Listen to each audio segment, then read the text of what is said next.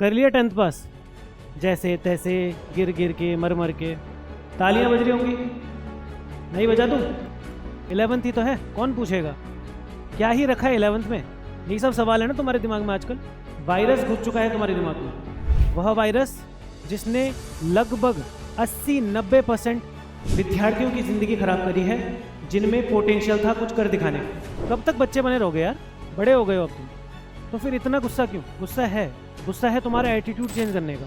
ये जो एटीट्यूड लेके तुम घूमते हो ना 10th क्लास के बाद, कि क्या ही फ़र्क पड़ेगा, छोड़ो सबको, गोली मारो। मेरा तो काम है भैया तुमको जागृत करना, मेरा तो काम है तुमको जगाना।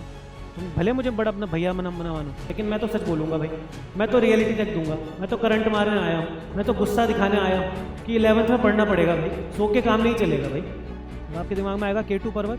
हाँ, K2 पर्वत भले ऊंचाई में छोटा है, लेकिन माउंट एवरेस्ट से ज़्यादा डेंजरस है। मौतें माउंट एवरेस्ट से ज़्यादा K2 पर्वत में होती है। तुम्हारे मैसेज आते हैं कि भैया शॉर्ट नोट्स दे दो। ज़िंदगी शॉर्ट नोट्स में चलती रहेगी बेटा। फिर साल भर जो सोएगा वो लल्लू पंजू बन के निकलेगा, और जो 11th को रगड़ के घिसेगा वो योद्धा बन के निकलेगा। कि आप यदि इस बच्चे की जगह पे होते तो आप कौन सा रास्ता चुनते? हाँ भाई, कर लिया 10th पास? जैसे तैसे गिर गिर के मर मर के।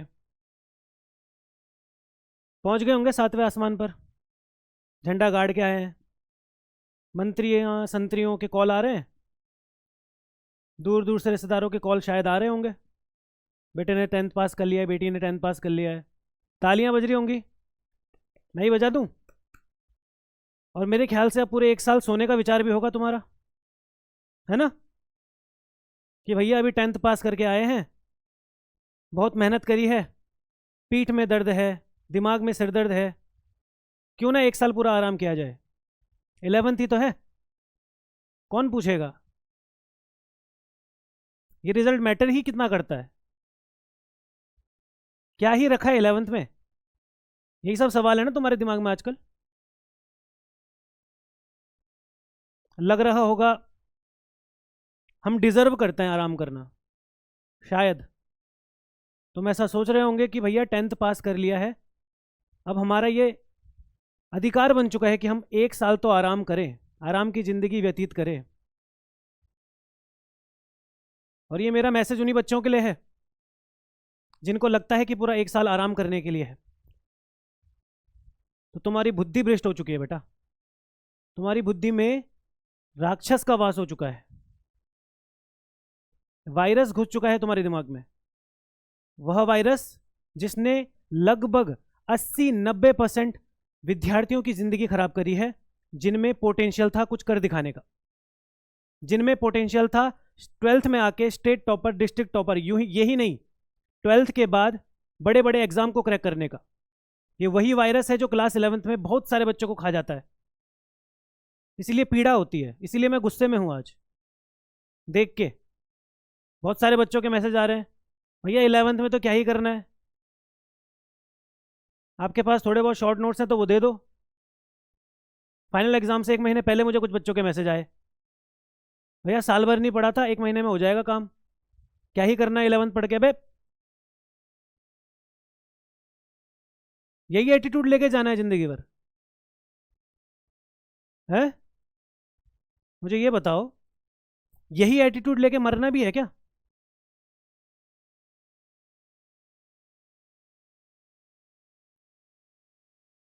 कब तक बच्चे बने रहोगे यार? बड़े हो गए हो अब तुम। 12th का पास कर जाओगे, एनडीए एग्जाम दोगे, बहुत सारे कॉम्पिटेटिव एग्जाम निकालोगे। शायद तुम्हारी उम्र में कुछ बच्चे एनडीए में एज अ लेफ्टिनेंट सर्व कर रहे होंगे, वहाँ पे लेफ्टिनेंट बन चुके होंगे, और बहुत सारे सैनिकों को लीड कर रहे होंगे। तो क्या उनमें और तुम्हारी मानसिक स्थिति में बहुत ज़्यादा अंतर है? नहीं, वो भी उतने ही लगभग है, उनकी एज भी लगभग उतनी ही है। लेकिन ये एटीट्यूड जो तुम्हारा है, या फिर मोस्ट ऑफ द केसेस में जो 11th क्लास के बच्चों का रहता है 10th क्लास पास करने के बाद, कैसे चेंज करोगे बच्चा इसको? कैसे फाइट करोगे आगे? पूरा 1 साल अगर तुम्हारा आराम करने का विचार है तो कैसे करोगे फाइट? मानता हूँ, मानता हूँ 11th क्लास उतना ज़्यादा इंपॉर्टेंट नहीं लगता होगा तुमको आसपास के परिप्रेक्ष्य को देखते हुए, कि भैया 12th क्लास में देख लेंगे, नंबर तो कहीं नहीं जुड़ना है ना, कोई पूछेगा भी नहीं ना, तो फिर इतना गुस्सा क्यों? गुस्सा है, गुस्सा है तुम्हारा एटीट्यूड चेंज करने का। ये जो एटीट्यूड लेके तुम घूमते हो ना 10th क्लास के बाद, कि क्या ही फर्क पड़ेगा, अरे क्या ही है 11th।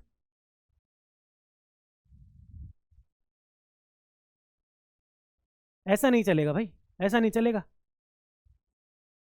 अगर तुम्हारा ये एटीट्यूड अभी से डेवलप होने लग गया, ये आदत अभी से बन गई कि भैया छोड़ो, क्या ही फर्क पड़ता है, तो भाई क्या ही फर्क पड़ता है फिर, ये बात बोल दो अपने मम्मी पापा को जाके कि पैसे देना बंद कर दे, फीस भरना बंद कर दे, क्या ही फर्क पड़ता है।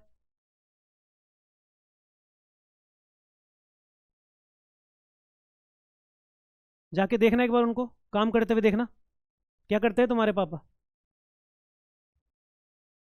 एक बार सोचना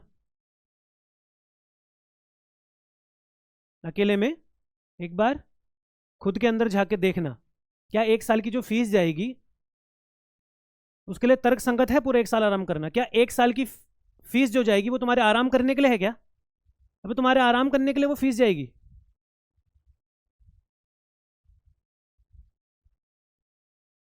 1 साल जो तुम्हारे मम्मी पापा घिसेंगे, इधर उधर भागेंगे दौड़ेंगे, पता नहीं कैसे पैसे कमाते हैं, लेकिन वो 1 साल पूरा बर्बाद करेंगे तुम्हारे लिए, जो तुम्हारा एटीट्यूड है कि भैया 1 साल आराम करेंगे। तुम्हारे आराम के चक्कर में किसी जिंदगी हराम हो रही है, आई एम सॉरी टू से, बट हाँ हो रही है जिंदगी हराम। किसकी? मम्मी पापा की। और ऐसे ही नहीं, बहुत सारे सैकड़ों लाखों करोड़ों बच्चों के मम्मी पापा की।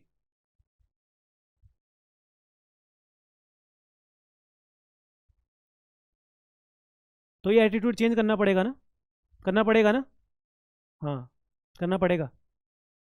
किसके लिए? किसके लिए? मम्मी पापा के लिए? अरे नहीं, वो तो उनकी तो जिम्मेदारी है ना वो करना। किसके लिए करना है? खुद के लिए करना है भाई, छोड़ो सबको गोली मारो।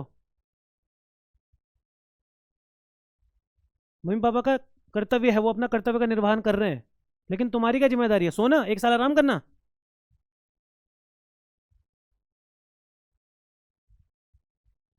नहीं, ऐसा फिलहाल मैं तो नहीं होने दूंगा। मेरा तो काम है भैया तुमको जागृत करना, मेरा तो काम है तुमको जगाना। तुम भले मुझे बड़ा अपना भैया मना ना मानो, ना मानो तुम मुझे अपना मेंटोर, लेकिन मैं तो सच बोलूंगा भाई, मैं तो रियलिटी चेक दूंगा। मैं तो करंट मारने आया हूँ, मैं तो गुस्सा दिखाने आया हूँ कि 11th में पढ़ना पड़ेगा भाई, सो के काम नहीं चलेगा भाई।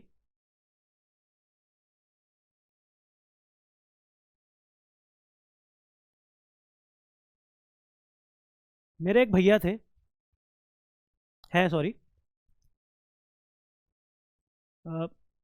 काफ़ी ट्रैकिंग का शौक है उनको, पहाड़ चढ़ने का, घूमने का। तो एक बार वो माउंट एवरेस्ट की चढ़ाई के लिए जा रहे थे, तो मैंने उनको पूछा, भैया कैसा लग रहा था जब आप माउंट एवरेस्ट चढ़ रहे थे? क्या डर लग रहा था? क्या थोड़ा सा भी मन ऐसा था कंफ्यूज, हो पाएगा नहीं हो पाएगा, थोड़ा सा भी डर लग रहा था क्या? भैया ने मुस्कुराने लग गए। अब मैं थोड़ा छोटा बच्चा था उस टाइम, तो मुझे भी थोड़ा आश्चर्यचकित हुआ, भाई हंस क्यों रहे हो? माउंट एवरेस्ट है, इतनी खतरनाक चढ़ाई है, इतना ऊंचा पहाड़ है, दुनिया की सबसे ऊंची चोटी है, हंस काहे रहे हो भाई? एक अच्छा सवाल ही तो पूछा है, डर लग रहा होगा ना पक्का। तो भैया ने बोला, कुछ महीनों पहले केटू पर्वत की चढ़ाई करके आया हूँ बेटा। तो ये तो कुछ भी नहीं है। अब आपके दिमाग में आएगा केटू पर्वत, हाँ केटू पर्वत भले ऊंचाई में छोटा है, लेकिन माउंट एवरेस्ट से ज़्यादा डेंजरस है। मौतें माउंट एवरेस्ट से ज़्यादा केटू पर्वत में होती है। और अपनी स्कूल लाइफ का अगर मैं केटू पर्वत किसी को देना चाहूँ, किसी को संज्ञा दूं केटू पर्वत की, तो वह है क्लास 11th। यही वो टाइम है, यही वो क्लास है जहाँ पे वॉरियर तैयार होते हैं, जहाँ पे युद्ध की स्टार्ट होती है, जहाँ पे युद्ध की तैयारी असली मायने में होती है, जहाँ पे तैयारी होती है जीत की, जहाँ पे तैयारी लगती है आदत की, जहाँ पे आपको आदत की तैयारी आदत बनाने में आपको टाइम लगता है, लेकिन जीत की आदत आपको क्लास 11 से ही लगती है। और अगर आपको सोने की आदत क्लास 11 से लग जाएगी तो इसका जो रिवर्स प्रोसेस करने में जो टाइम लगेगा वो बहुत ज़्यादा होता है, बहुत ज़्यादा। 3-4 साल आपके वेस्ट हो जाएंगे। 1 साल की जो आपने बकैती करी है ना, जो आपने टाइम वेस्ट करा है, इस साल के प्रोसेस को, इस साल के जो इफेक्ट को आपको रिवर्स करने में जितना टाइम लगेगा वो क्लास 11 के पूरे 1 साल से बहुत ज़्यादा होगा।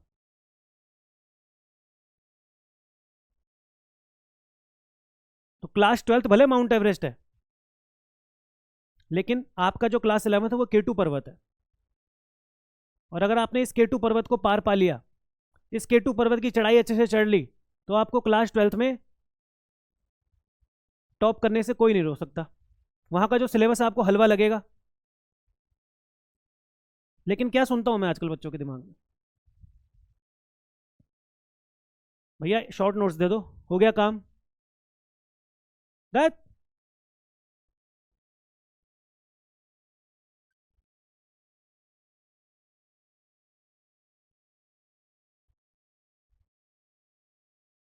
यही यही करने आए होगे स्कूल लाइफ में यार? यही सब चलता रहेगा क्या? नहीं चलेगा ना। इसीलिए मैं बोल रहा हूँ, जितने भी बड़े बड़े हमारे महान साइंटिस्ट हुए हैं, महान पॉलिटिशियंस हुए हैं, जितने भी महान आदमी रहे हैं ना, उनमें एक बात कॉमन रही है हमेशा, कि उन्होंने खुद पर फोकस करा। Focus on actions. Shri Krishna ने कहा ना, कर्म पर फोकस करे उन्होंने, अपने खुद पर फोकस करा उन्होंने।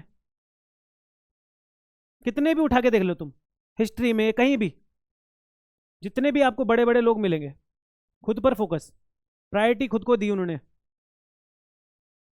खुद को बेटर बनाने में, खुद को शिक्षित बनाने में। 1 साल आराम करने में नहीं।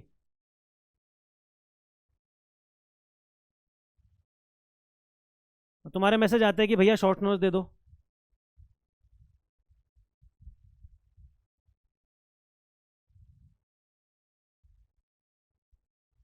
जिंदगी शॉर्ट नोट्स में चलती रहेगी बेटा, फिर कब डेडिकेटेड होके पढ़ोगे यार पूरा साल भर? आदत तो अभी से बनाओगे ना, पूरा 1 साल आदत बनाने के लिए, क्लास 12 के लिए तैयार होने के लिए। जंग है, उसके लिए तैयार होने के लिए पूरा 1 साल है आपके पास, अपने को घसीटने का, अपने को घिसने का, अपनी कैपेबिलिटीज को जानने का। यही तो मौका है, यही तो स्टेज है, यही तो पोडियम है, यही तो अवसर है। तो काहे इसका यूज नहीं करे भाई? क्या दिक्कत क्या है? काहे खुद पर फोकस ना करे? काहे खुद की कैपेबिलिटीज ना बढ़ाए? 11th का सिलेबस पहाड़ है, पहाड़। मानता हूं, जानता हूं, पहचानता हूं, लेकिन साहस तो दिखाओ थोड़ा यार, चीटी की तरह। गिर गिर के चढ़ चढ़ के, गिर गिर के चढ़ चढ़ के, जितनी बार गिरेंगे ससुरा उतनी बार चढ़ के दिखाएंगे।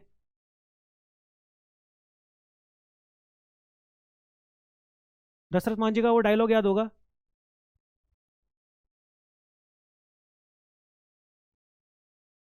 तोड़ेंगे लेकिन, तोड़ेंगे लेकिन छोड़ेंगे नहीं। कुछ भी हो जाए छोड़ेंगे नहीं, तोड़ेंगे किसी भी हालत में। तो ये एटीट्यूड रखो भाई, सोने वाला एटीट्यूड नहीं।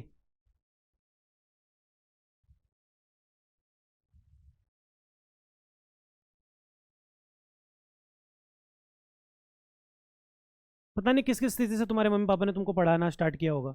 मैं जानना भी नहीं चाहता, और मुझे पता भी है, शायद शायद कुछ कुछ चीज़ों में मैं भी रिलेट कर पाऊंगा, पता नहीं मुझे। लेकिन स्थिति बहुत ख़राब है भाई, स्थिति बहुत ख़राब है। और वो स्थिति ज़्यादा बताऊंगा तो मैं शायद इमोशनल भी हो जाऊँ यहाँ पे।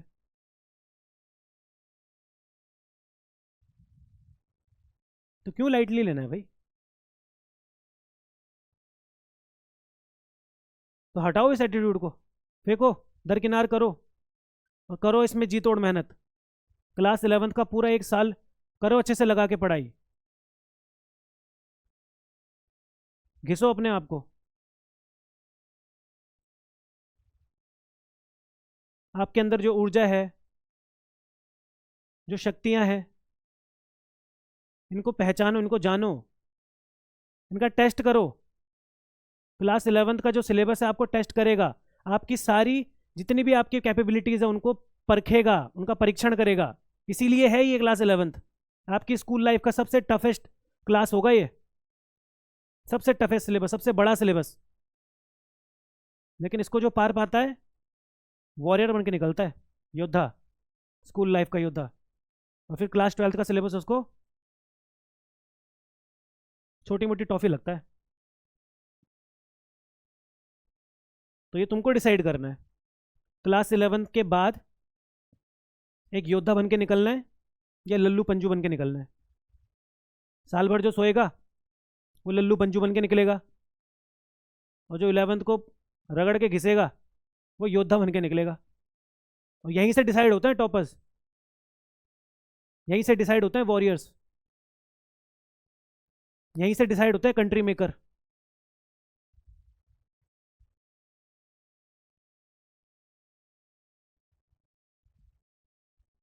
ज़्यादा कुछ नहीं बोलूँगा, इसके बाद बस आपके लिए एक सवाल छोड़ूंगा। एक आदमी था, परेशान था, दुखी था, बहुत सारी समस्याएं थी उसके दिमाग में, हर चीज़ से दुखी था। जंगल की तरफ जा रहा था।